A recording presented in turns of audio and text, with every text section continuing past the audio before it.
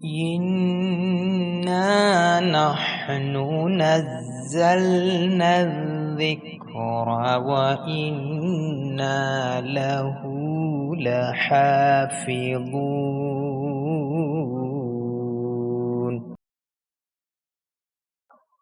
يا بني آدم إما يأتينكم رسل منكم يقصون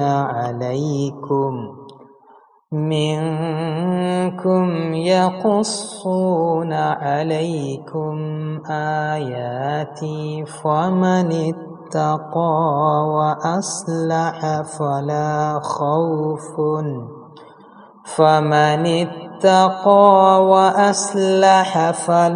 خوف عليهم ولا هم يحزنون. கண்ணியமிக்க சகோதர சகோதரிகளே, அல்லாவின் மாபெரும் அருளால் தினமும் அருளுக்குரிய காலை வேளையில் அல்லசிம் தப்சீருல் குரானின் தமிழாக்கத்தை நாம் தொடர்ச்சியாக பார்த்து கொண்டிருக்கின்றோம். அந்த வகையில் இன்று நாம் ஒரு முக்கியமான வசனமான அல் அராஃபில் 36வது வசனத்தை நம்ம இன்றைக்கு பார்க்க இருக்கிறோம். நேற்று நம்ம 35வது வசனத்தையோட முழுமையான நம்ம தப்சீரை பார்த்துருந்தோம்.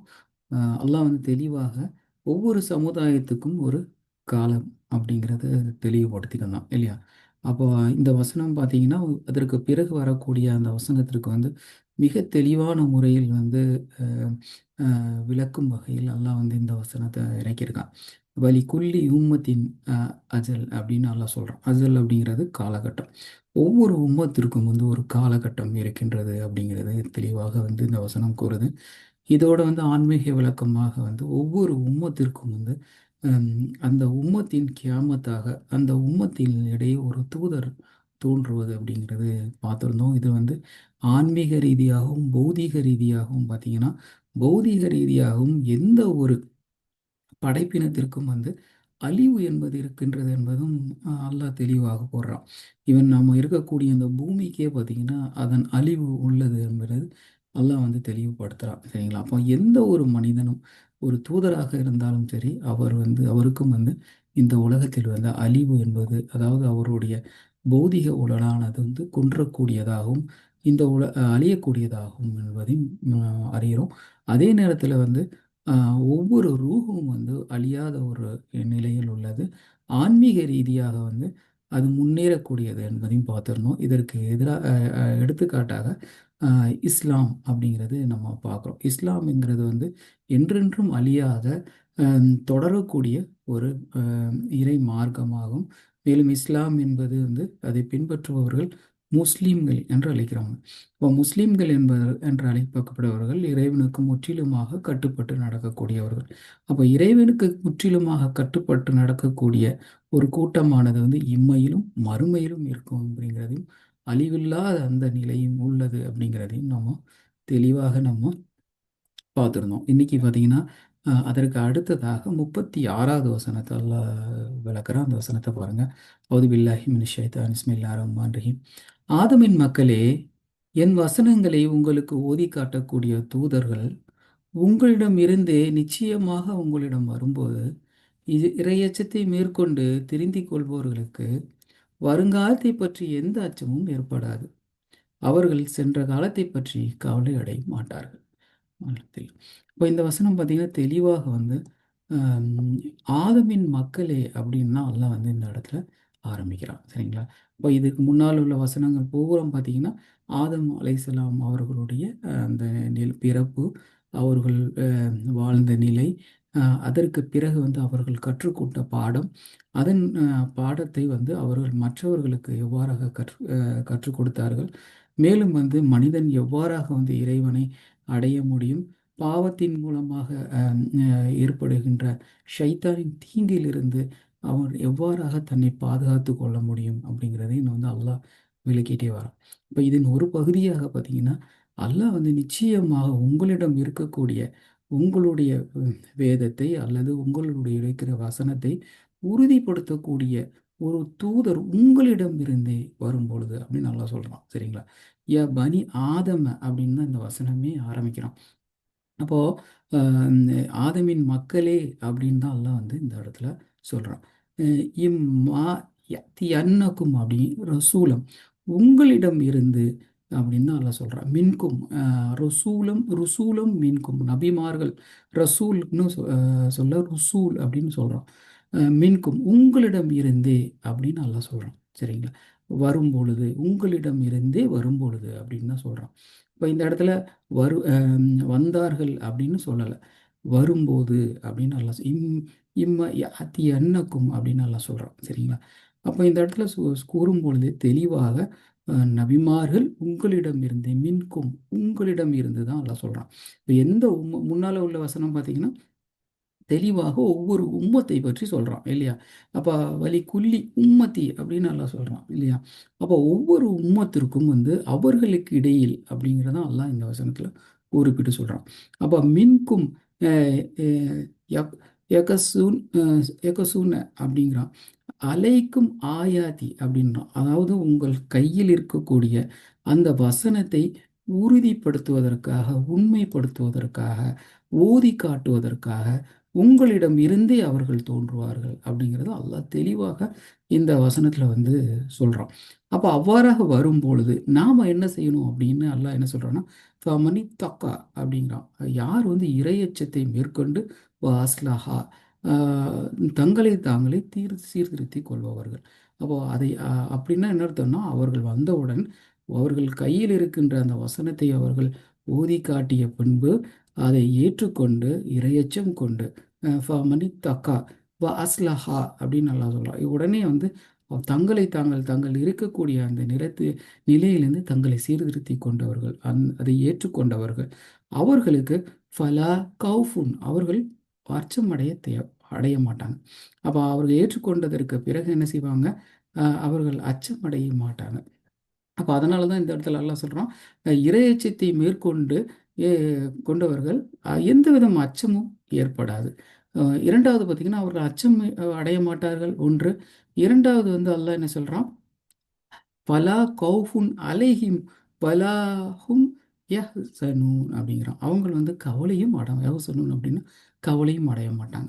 அப்போ அவங்க வந்து இருக்கக்கூடிய இந்த நிலையிலும் அவங்க வருத்தப்பட மாட்டாங்க, அச்சமடைய மாட்டாங்க. இதற்கு பிறகு வரக்கூடிய மறுமையை பற்றியும் அவர்களுக்கு எந்த கவலையும் இருக்காது அப்படின்னு தெளிவாக இந்த வசனம் வந்து அல்லாஹ் இறக்கிறதான். அப்போ இந்த வசனத்தை வந்து இரண்டு விதமான தப்சீர், இரண்டு சென்ற நூற்றாண்டின் தப்சீர், இந்த நூற்றாண்டின் தப்சீர் ரெண்டையுமே நம்ம பார்ப்போம். எந்த அளவுக்கு தெளிவான முறையில் வந்து இந்த வசனத்தை இருவரும் வந்து விளக்கியிருக்காங்க அப்படிங்கிறது நம்ம ஒவ்வொன்றாக பார்ப்போம். இதை வந்து சென்ற நூற்றாண்டில் ஹஜர் முஸ்லீம் மௌதர் அலிஹத்துல்லாஹ் அவங்க வந்து இந்த வசனத்தை வந்து ரொம்ப தெளிவான முறையில் விளக்குறாங்க. எப்படி சொல்கிறாங்க பாருங்கள். இந்த விளக்கம் வந்து கமாண்ட்ரி நம்பர் 936 பக்கம் 978 பதிவு பண்ணப்பட்டுள்ளது. The point worthy of special note that like some one previous verse, அதாவது இந்த வசனத்தை குறிப்பிடும்போது 7, 24, 28, 32 வசனம் இது எல்லாமே பார்த்தீங்கன்னா எல்லா வசனம் 27, 28, 32னா அல்லாஹ் வந்து இந்த வசனங்கள் எல்லாமே பனி ஆதம அப்படின்னு சொல்கிறான். அதாவது ஆதமின் மக்களே அப்படின்னு தான் சொல்கிறான். அப்போ இந்த இடத்துல வந்து ஆதமின் மக்கள் என்று அழைக்கப்படுபவர்கள் people of holy prophets time and to the generation yet to born and not the people yet to people who lived distinct past and follow Adam's immediately. அப்போ இந்த இடத்துல வந்து ஆதம் அலைஹிஸ்ஸலாமுக்கு பிறகு வரக்கூடிய அந்த மக்களை மட்டும் குறிக்கல, அதாவது அன்னாருக்கு பிறகு வந்த உடனே வந்து அந்த மக்களை குறிக்கல, மாறாக ஒட்டுமொத்த ஆதம் அலைஹிஸ்ஸலாம் அவர்களின் உம்மத்தை குறிக்கின்றது. அதாவது அது நபில் நாயம் ஸல்லல்லாஹு அலைஹி வஸல்லம் அவர்களும் அன்னாருக்கு பிறகு வரக்கூடிய, அதாவது நாம் வாழக்கூடிய அந்த காலகட்டத்திலும் நமக்கு பிறகு வரக்கூடிய அம்மக்களையும் குறிக்கின்றதாக சொல்கிறாங்க. This form of address has been employed a view introducing an important subject which was to be conveyed to the future generation, அப்போ to the mankind.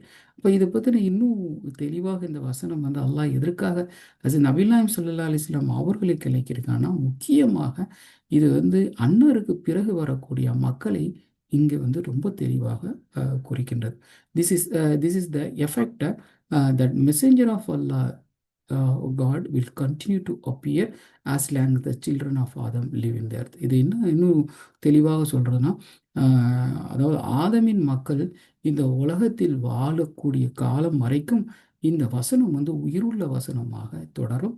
இவர்கள் மத்தியிலே வந்து தூதர்கள் தோன்றுவார்கள் என்பது, அதாவது எந்த எக்காலம் வரைக்கும் வந்து அது ஆதம் அலைஹிஸ்ஸலாம் அவர்களின் உம்மத்து மக்கள் வந்து இங்கே வாழ்கின்றார்களோ அவர்கள் வந்து நிச்சயமாக வந்து அவர்கள் மத்தியில் வந்து அல்லாஹ் வந்து இந்த வாக்குறுதியை அளிக்கிறார். This the great promise which has held out to the progeny of Adam in the time of Adam, and according to the which messenger of God appear among the different people, different countries at different time will continue to be fulfilled end time.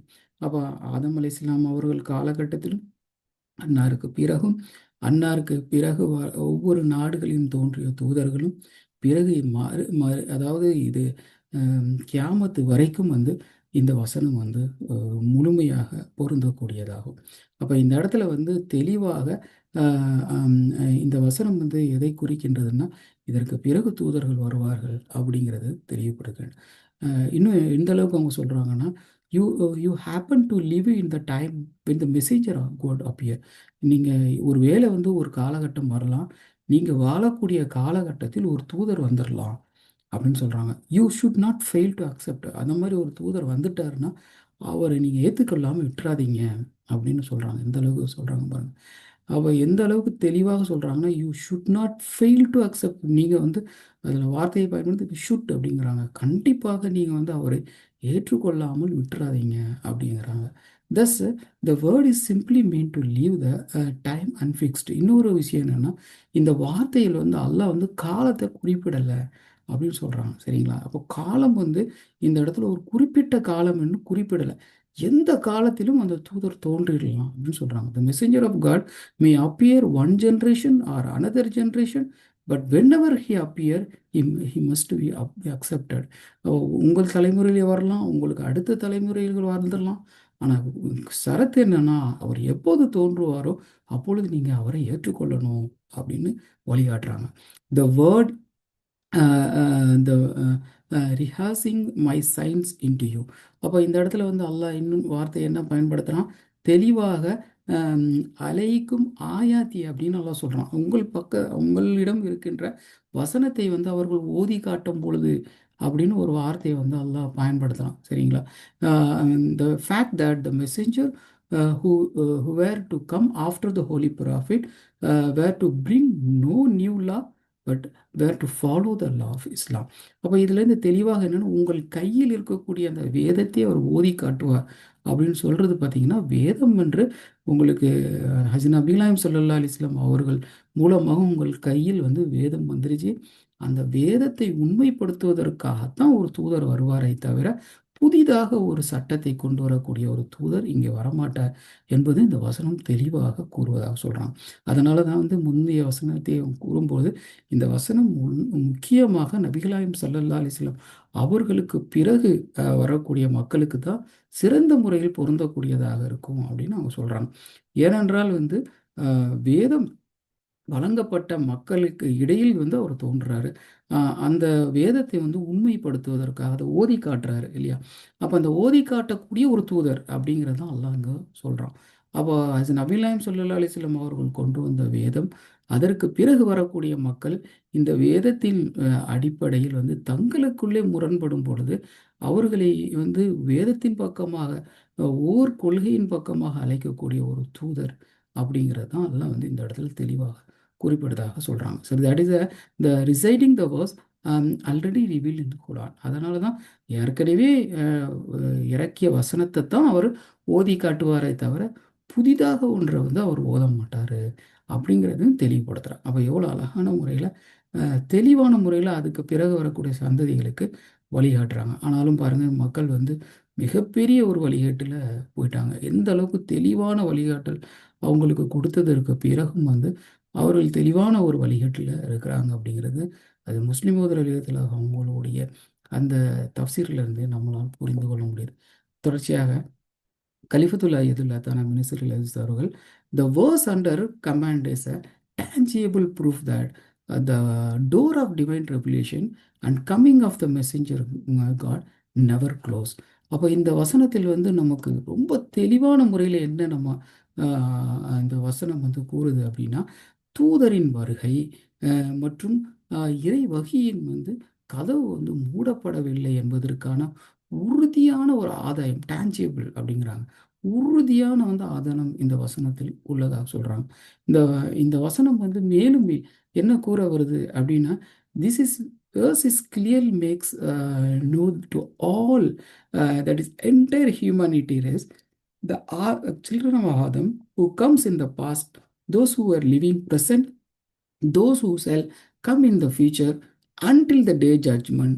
This is a valuable and priceless. அதாவது இந்த வசனம் எப்படிப்பட்ட ஒரு வசனம் அப்படின்னா பார்த்தீங்கன்னா, ஒரு விலை மதிக்க முடியாத ஒரு வசனமாக கொள்றாங்க. ஏனென்றால் இவ்வசனம் அதாவது காலத்தில் வாழ்ந்த ஆதமின் மக்கள், தற்போது வாழும் மக்கள், நமக்கு பிறகு வரக்கூடிய எதிர்காலத்தில் வரக்கூடிய மக்கள் அனைவருக்கும் வந்து ஒரு விலை மதிப்பற்ற ஒரு வசனமாக இந்த வசனத்தை அல்லாஹ் இறக்கியிருக்கான். அதாவது இறைவனின் தூதர்கள் கியாமத்து வரை வந்து வரக்கூடியவர்கள் என்பதை வந்து இந்த வசனம் வந்து தெளிவாக கூறுவதாக சொல்றாங்க. சரிங்களா?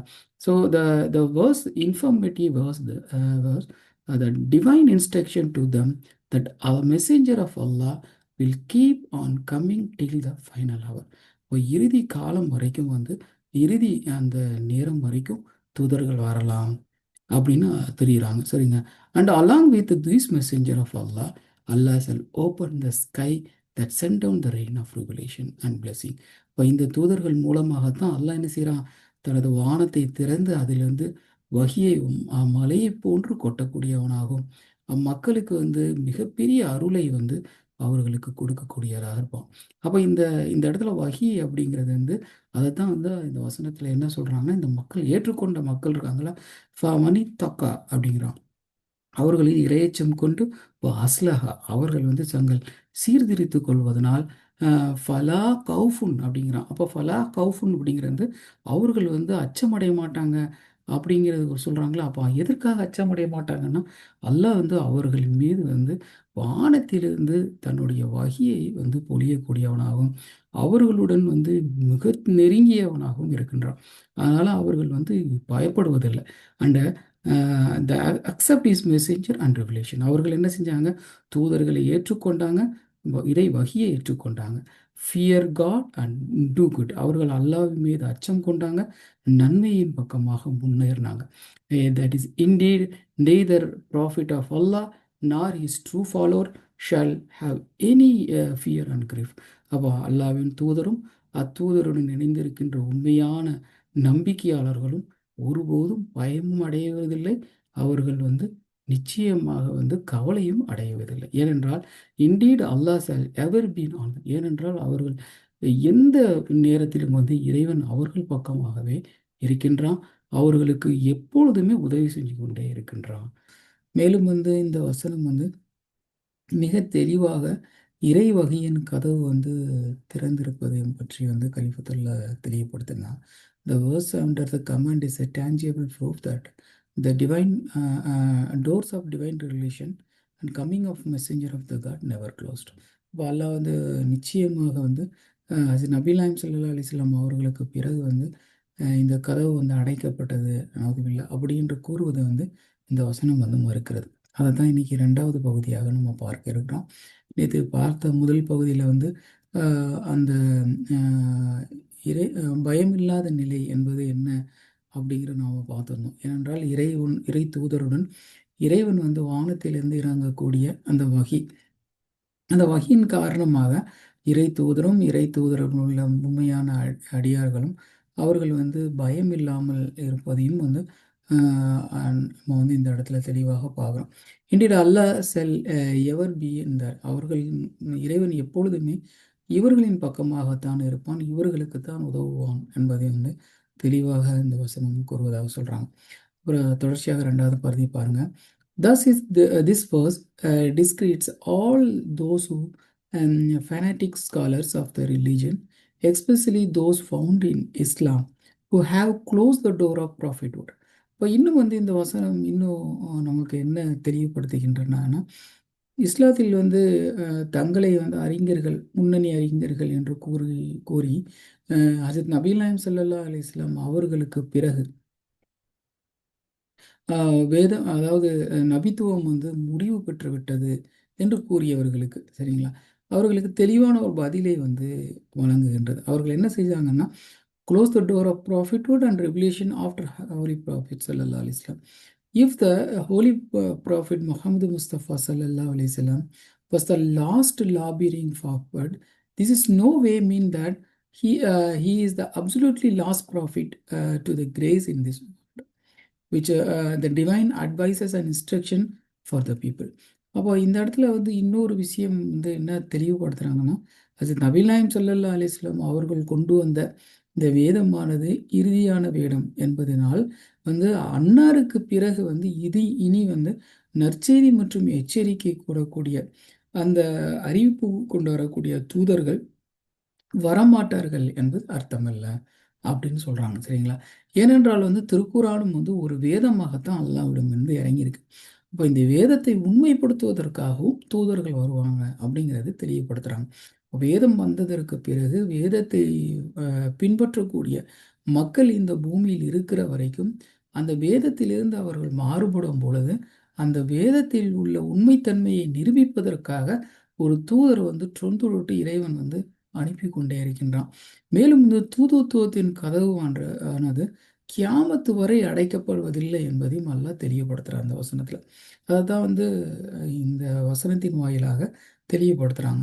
அப்போ வேதத்தை வைத்துக்கொண்டு வேதத்தின் அடிப்படையில் தங்களுக்கு தாங்களே விளக்கங்களை கொடுத்து அவர்களாக சண்டையிட்டு கொள்ளக்கூடிய அந்த நிலையை வந்து இறைவன் ஒருபோதும் வந்து தனது அடியார்களை விட்டுவிட மாட்டான்.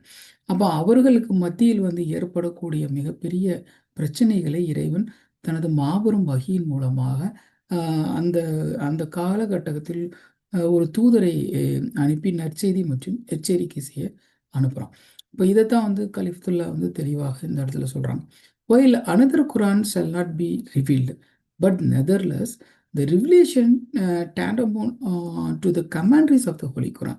அப்போ இன்னொரு ஹோலி குரான் வந்து வரப்போகிறதில்லை. ஏன்னா வந்து இந்த வேதம் வந்து மறுமை வரைக்கும் தொடரக்கூடிய ஒரு வேதம் என்பதை இறைவன் தெளிவுபடுத்திட்டான். அப்போ இந்த வசனத்தை போன்று இன்னொரு வசனம் வந்து இறங்க போகிறதில்லை.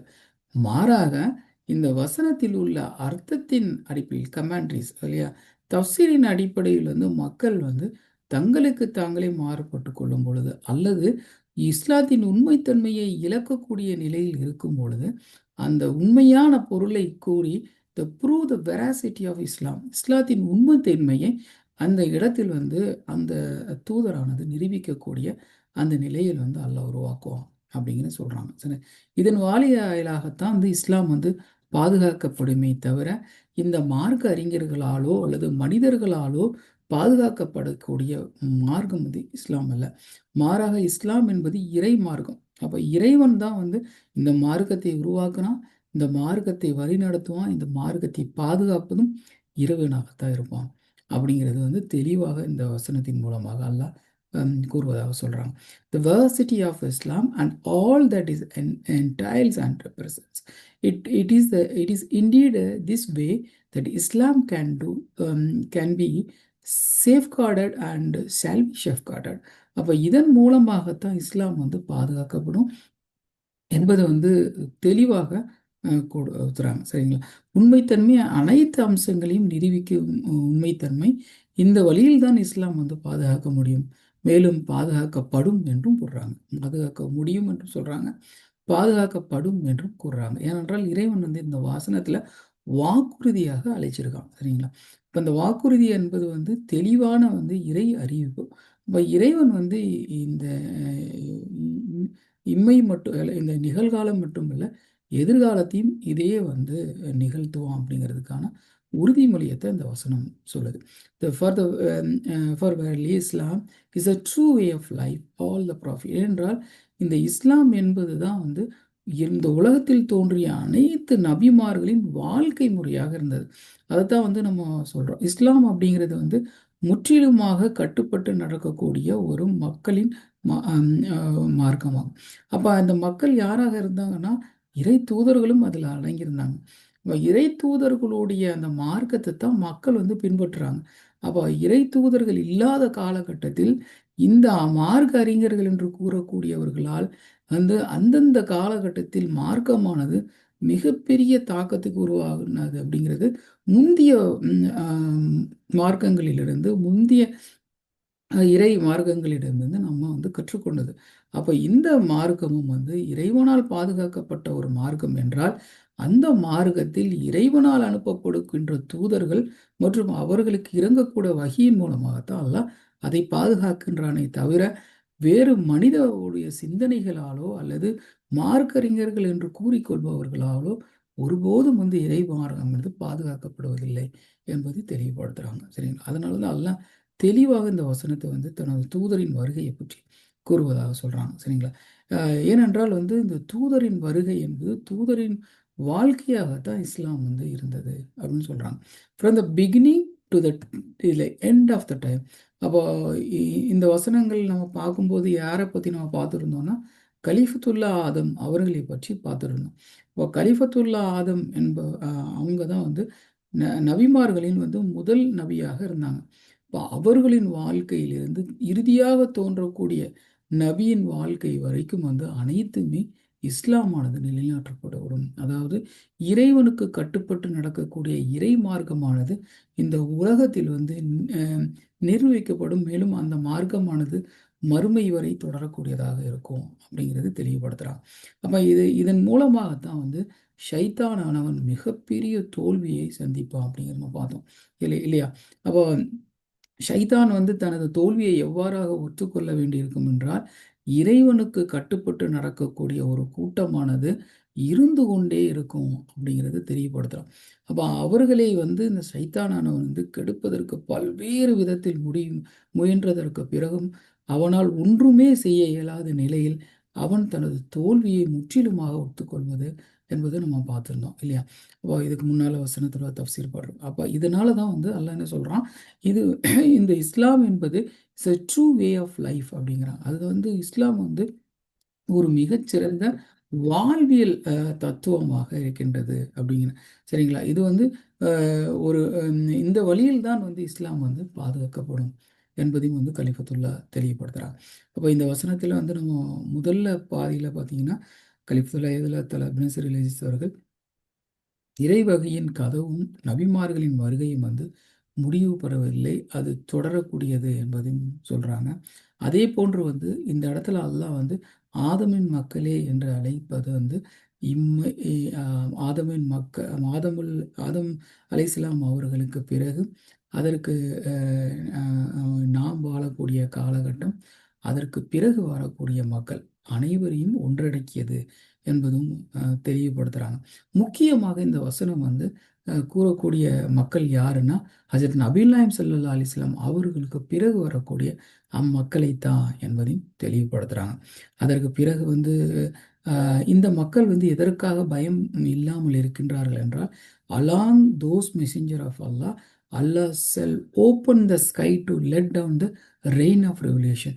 அப்போ அல்லாஹ் வந்து இந்த தூதருடன் இணைந்து வானத்தை திறந்து வகியை மலையை போன்று வந்து அவர்கள் மீது பொழியச் செய்கிறான்.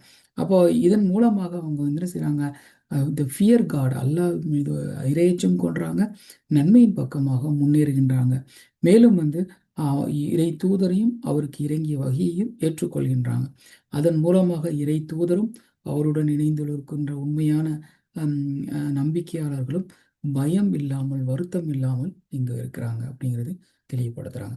மேலும் வந்து இறுதியாக மார்க்க அறிஞர்கள் என்று சொல்லக்கூடிய அவர்களால் வந்து மார்க்கமானது ஒருபோதும் பாதுகாக்கப்படுவதில்லை. மாறாக வந்து மார்க்கத்தை பாதுகாப்பது இறைவனை, இறை தூதர் மற்றும் அவருக்கு இறங்கக்கூடிய வகையின் மூலமாக என்பதை தெளிவான முறையில் அழகான முறையில் இந்த தஃப்சீரை முடிச்சிருக்காங்க. இதோடு நம்ம வந்து அல்-அஸீம் தஃப்சீருல் குர்ஆன் வால்யூம் 3 பக்கம் 573 வரைக்கும் பார்த்துருக்கோம். இன்ஷா அல்லாஹ் நாளைக்கு நம்ம தொடர்ச்சியாக அடுத்த வசனத்தோடைய தஃப்சீரை பார்க்கலாம். ஜஸாக்கல்லாஹ். அஸ்ஸலாமு அலைக்கும் வரஹ்மத்துல்லாஹி வபரகாத்துஹு.